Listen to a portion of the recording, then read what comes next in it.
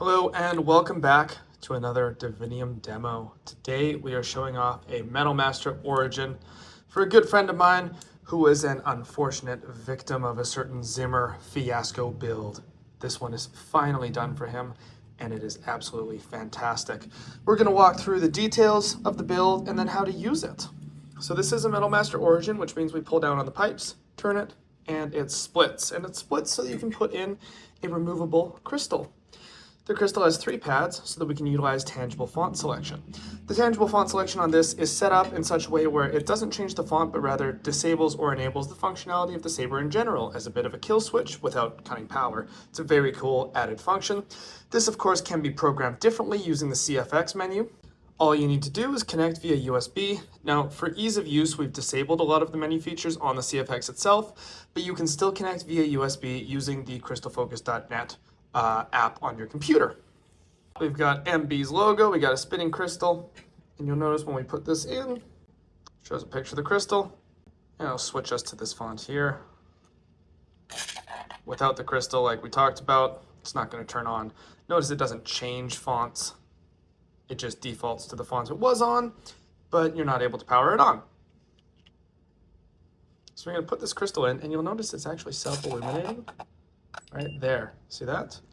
Now, I can pull it out with my fingers, but if it's too tight, you can stick in some plastic tweezers and just lift it up from the bottom.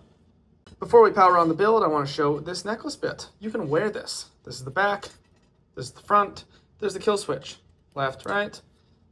As for how to insert the crystal, short end to the top, pins facing out. Beautiful. There's your switch. Left is on, right is off. They are magnetic, so you can't reverse them. And it's very easy to take it off, store, carry around, whatever. See there? Just gonna push it right out. Super satisfying.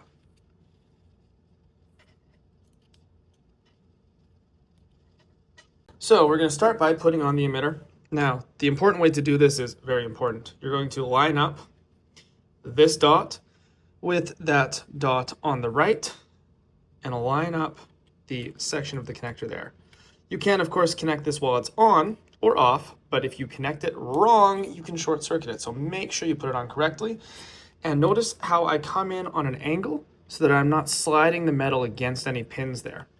Angle it, tip it, and then push that up, and that locks it in. Primary crystal missing. Notice we can't turn it on. Crystal missing. Primary crystal missing. Super cool.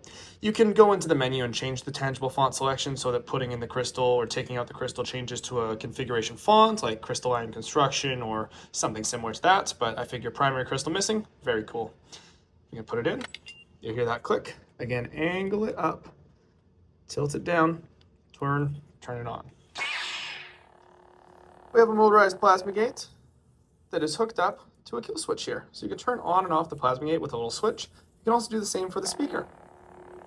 It's very handy. We have these 3 doors that are double hinged, so they actually stay facing relative to you. Unlike some Origins where they just have a single hinge, it's just a cool feature. We have tons of details all throughout. Aux switch there, of course. Kill switch there.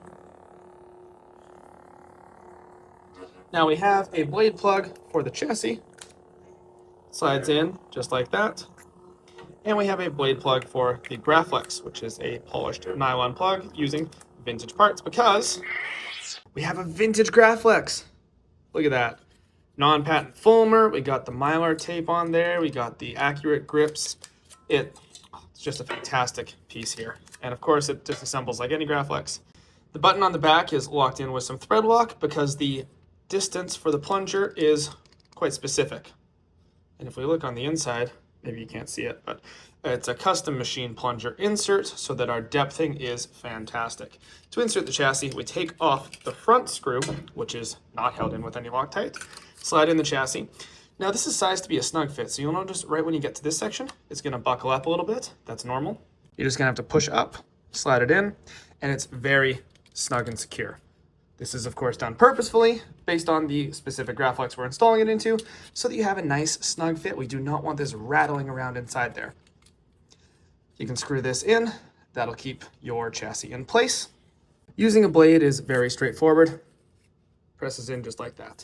Now you can use a screw on there, slightly longer screw, or most people just display this. I prefer not to have a screw because if you're not swinging it around, you don't need any retention. It just sticks in with friction, which makes it very easy to take the blade in and out for display.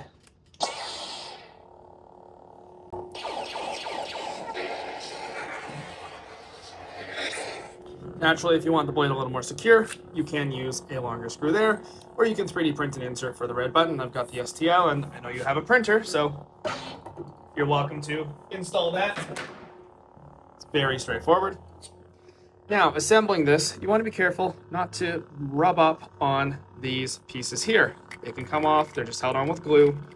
That is how they're designed. I would love if they were threaded, but that might be a little overkill. Gonna come up here, line this up, and again, sliding the grip on, nice and careful, nice and gentle. Up, over, down, back, lock it. There we go. That covers all the details on this build. As always, you are more than welcome to reach out with any questions, comments, concerns, or otherwise. Thanks for watching. May the force be with you.